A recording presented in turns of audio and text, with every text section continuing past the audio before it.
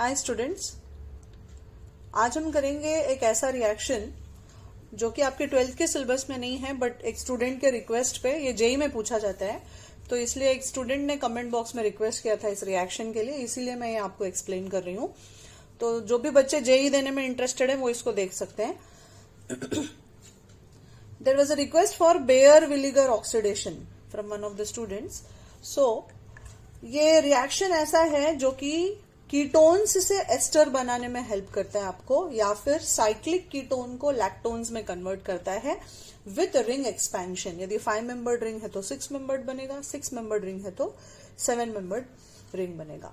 अभी ये करने के लिए हमें बेसिकली जरूरत पड़ती है पर एसिड्स की। किसकी जरूरत पड़ती है? पर एसिड्स की। अब ये पर एसिड्स जो हैं ये अलग अलग हो सकते हैं, जिनमें से एक है, जैसे बच्चे लोग आपको पता है सल्फ्यूरिक एसिड का फॉर्मूला H2SO4 होता है ना। लेकिन यदि आप H2SO5 ले लेते हो तो इसको आप पर मोनो सल्फ्यूरिक एसिड बोलते हो, या फिर इसका दूसरा नाम कैरोज एसिड भी है, राइट। तो ऐसे जितने भी पर एसिड्स हैं, जैसे मान लो मैंने बोल दिया एसिटिक एसिड, तो एसिटिक एसिड का फॉर्मूला होगा CH3COOH, है ना। यदि आप एक और एक्स्ट्रा ऑक्सीजन ले लेते हो तो ये हो गया CH3COOH, है ना, O3H। मतलब इसको हम बोलते हैं पर एसिटिक एसिड। ऐसे ही हम लेते हैं और एक रिएजेंट है जिसे हम बोलते हैं MCPBA। What is this? MCPBA stands for meta-chloroperbenzoic acid, है ना, जिसका स्ट्रक्चर है जैसे बेंजोइक एसिड। क्या हुआ? आपने बेंजीन रिंग लिया और उस पे COOH रख दिया, राइट। अब इसको आप CO3H कर दोगे तो ये परबेंजोइक एसिड हो गया और इस पे मेटा पे क्लोरीन आ जाता है। तो ये एक जो एक्स्ट्रा ऑक्सीजन है जो उसको पेरोक्साइड का फॉर्म देता है, उसकी वजह से ये ऑक्सीडेशन फीसिबल है। तो हम पर एस्टिक एसिड ले सकते हैं, जैसे ट्राइफ्लोरोपर एस्टिक एसिड, है ना। तो CF3COOH को आप ट्राइफ्लोरोएस्टिक एसिड बोलते हो। यदि आप CF3CO3H ले लोगे तो ये हो गया ट्राइफ्लोरोपर एस्टिक एसिड, राइट। या फिर आप ले सकते हो पर बेंजोइक एसिड। अब बेंजोइक एसिड क्या होता है? C6H5COOH बेंजोइक एसिड होता है। अब वही O एक और एक्स्ट्रा ले लिया आपने तो ये हो गया पर बेंजोइक एसिड। तो ऐसे हम कोई भी पर एसिड्स यदि दिया जाएगा तो आपका एलिफेटिक कीटोन्स जो है वो एस्टर्स में कन्वर्ट हो जाएगा और साइक्लिक कीटोन्स जो है वो लैक्टोज में कन्वर्ट होगा विथ रिंग एक्सपेंशन। अब यदि आप इसके मैकेनिज्म को समझना चाहते हो बच्चे लोग, तो देखो बेसिकली इसमें सबसे पहले आपका एसिड होने की वजह से जो भी एसिड होगा, जैसे मान लो मैंने ले लिया पर एसिटिक एसिड, है ना, तो उसका फॉर्मूला ऐसा लिखोगे आप CH3COOH, इस तरह से है। अब ये एसिड तो है ही, तो डेफिनेटली आपको H+ आयन देगा। इनमें से कोई भी एसिड ले लोगे तो वो आपको H+ आयन देगा। और मेरा दूसरा रिएक्टेंट है यहाँ पे मेरा कीटोन। तो सबसे पहले यहाँ पे होगा आपका कीटोन का प्रोटोनेशन।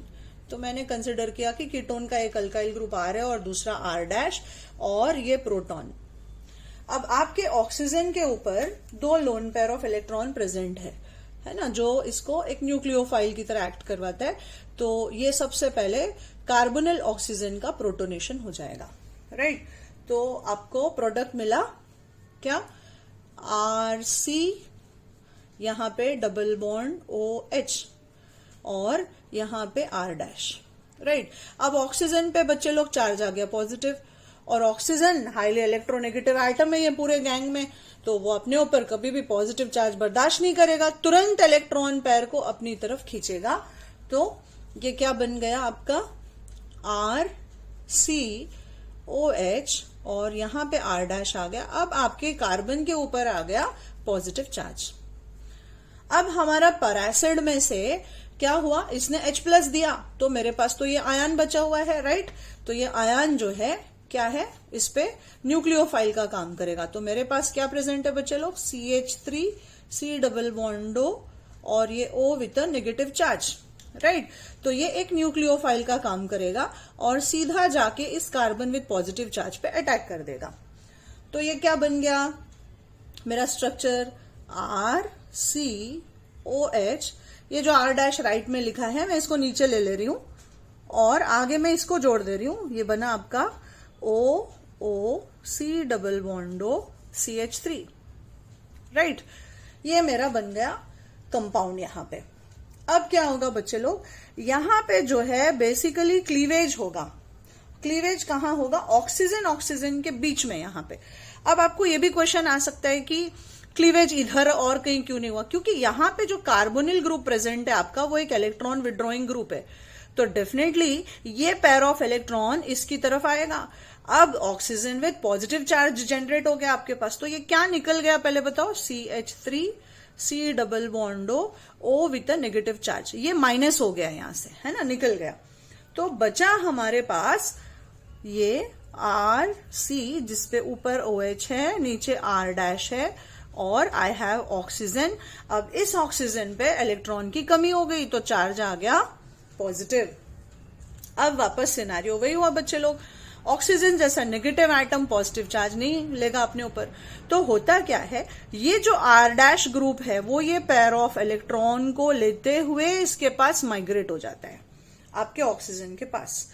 तो ऑक्सीजन के पास माइग्रेट होने के बाद मेरा जो स्ट्रक्चर बना वो क्या हुआ? RCOH, और यहां पे आ गया OR डैश। अब बन गया फिर से मेरा जो कार्बन एटम है उसके ऊपर पॉजिटिव चार्ज आ गया। अब होता क्या है बच्चे लोग, यहां पे ऑक्सीजन पे दो दो लोन पेयर है। यहां पे आपने प्रोटोनेशन किया तो फाइनली आपको डीप्रोटोनेशन करना है। तो होगा क्या, ये जो पेयर ऑफ इलेक्ट्रॉन है ये कार्बन ऑक्सीजन के बीच में बॉन्ड बनाने के लिए आएगा, राइट। और यदि ऐसा सिनेरियो हो गया तो फिर से ऑक्सीजन के ऊपर चार्ज पॉजिटिव आ जाएगा, इजंट इट? ऑक्सीजन के ऊपर चार्ज क्या आ गया मेरा? पॉजिटिव चार्ज आ गया। फिर से वापस वही scenario, oxygen positive charge tolerate नहीं करेगा, ऑब्वियसली कहां से लेगा? वो हाइड्रोजन से लेगा। तो डीप्रोटोनेशन होते हुए यहां पे आपका ये H+ निकल गया और आपको प्रोडक्ट मिल गया एक एस्टर। तो ये इस रिएक्शन का बेसिक मैकेनिज्म है जो कि आपको एक कीटोन को एस्टर में कन्वर्ट करने के लिए हेल्प करता है। और आपके पास ये अलग अलग पैरासिड्स प्रेजेंट हैं जो कि रिएक्शन में हेल्प करते हैं।